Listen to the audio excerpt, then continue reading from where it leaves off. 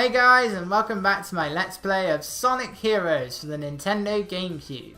Last time we did Team Sonic's extra missions for Seaside Hill and Ocean Palace. Now it's time for the city levels, and as we can see, when we last went through this level, we very nearly beat the extra missions time limit anyway. The power plant, we've already done it. Sadly it doesn't count, which means that we now have to go through the level again, but first we have Grand Metropolis. And this is another 5-minute one again. This is one you actually do want to try and go really fast in. This one's quite hard. It's crazy really that the 5-minute ones are the hardest. Even though they're mostly the first set of levels. They're the hardest because their time limits are short. So Seaside Hill is quite difficult. This one's quite difficult. Casino Park is really just all about how well the casino tables want to work for you. Similarly, Rail Canyon is really just all about, will the rails let you live, or will they kill you? It's up to the game in that regard.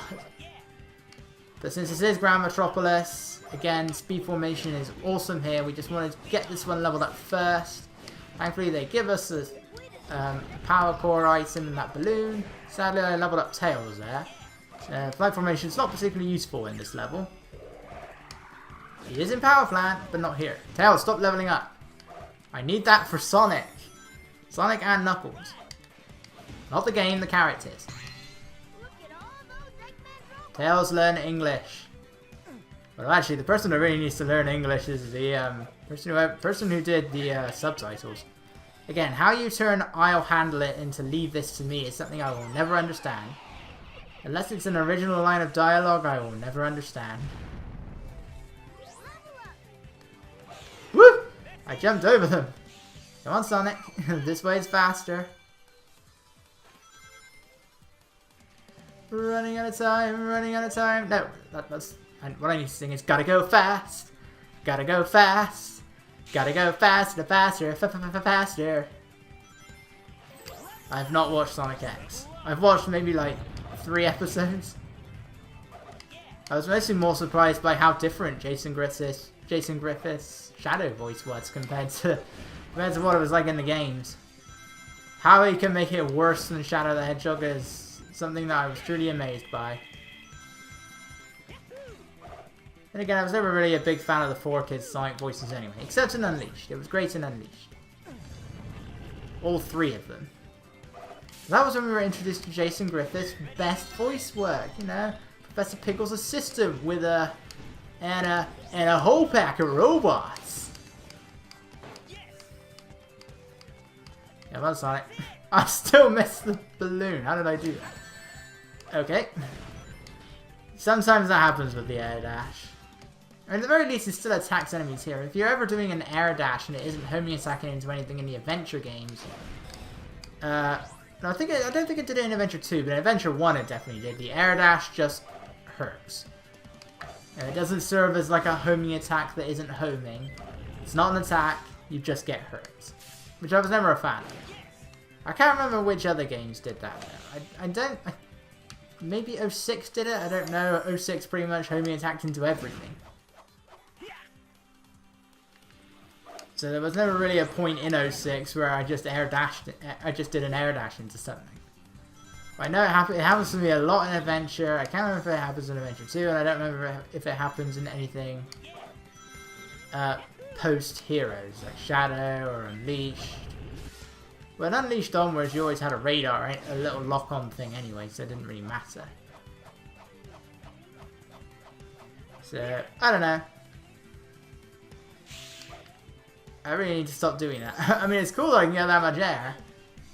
I didn't mean to do that. I meant to stay in speed formation. I don't need anything up here. Oh, there goes some of my speed. Come on, guys. We need to get going. Grinding, grinding. Oh, I don't think it's Team Dark. Or Team Chaotix. Maybe both. Again, thankfully Team Sonic's Grand Metropolis is shorter than Team Dark until Super Hard Mode, where we do go through Team Dark section. You can still go back there.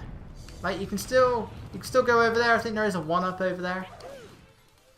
And you can still go down to one of the lower pathways. I can't recall exactly how far you go back, and maybe you can very carefully jump your way across the energy pipes to get a bit further back. Obviously, you're not going to be able to go back all the way. But it's pretty cool that you can actually get that far. You know, and they do reward you for that. Sonic Heroes really does reward you for these things. You know, people complain that the 3D Sonic games are way too linear. Most of the time I disagree. You know, when you're making a 3D game, unless it's an open world game, it's going to be more linear.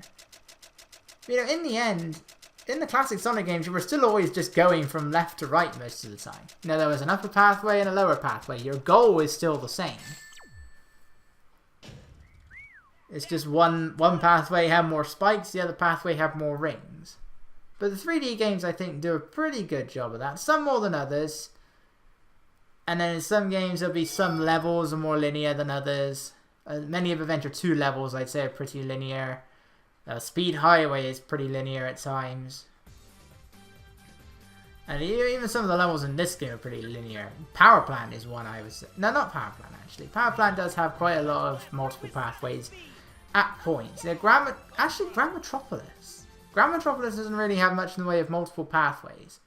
You know, there are a few areas where it has an upper way and a lower way, or in some cases it'll be, there's a Lightspeed dash trail. If you miss that, you've now got to fight some enemies to raise a pole.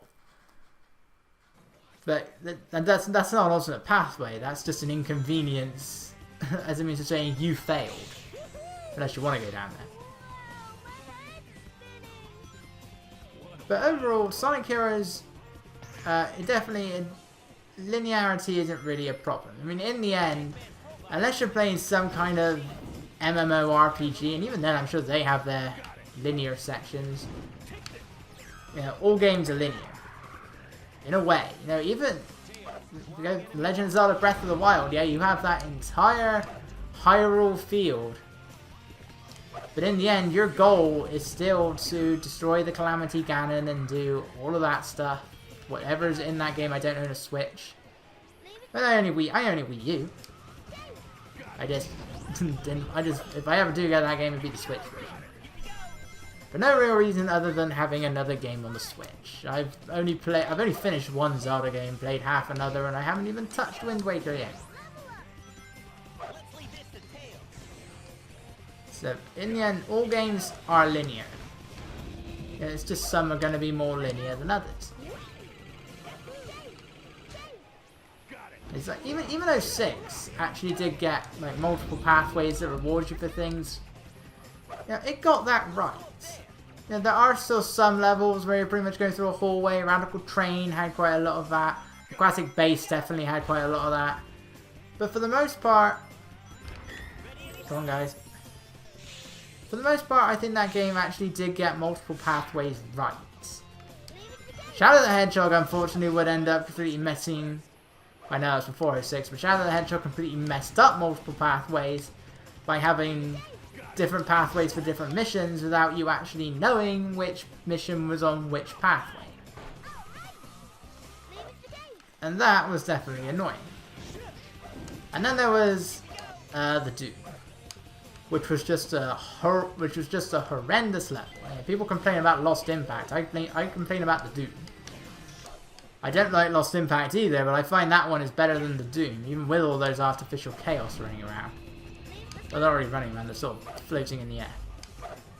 Minding their own business. Honestly, the artificial chaos, I still hate them more for SA2 than Lost Impact.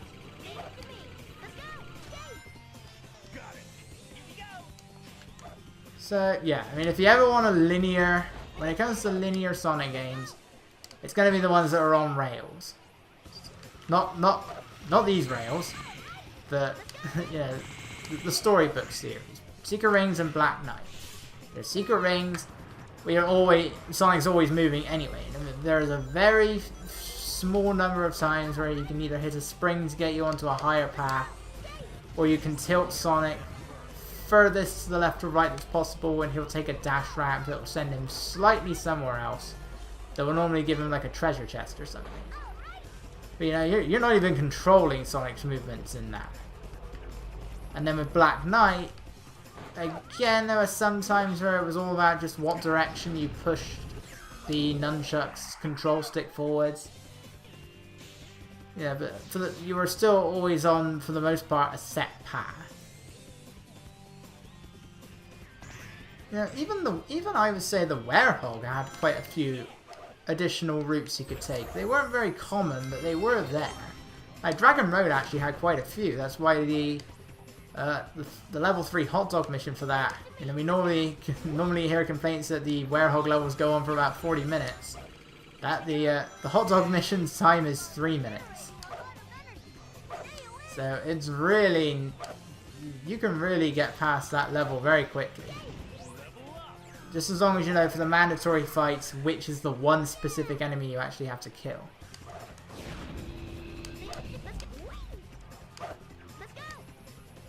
Yeah, so this is a section of Power Plant. This is the part where it does get linear, and that's the case with a lot of Sonic Heroes levels.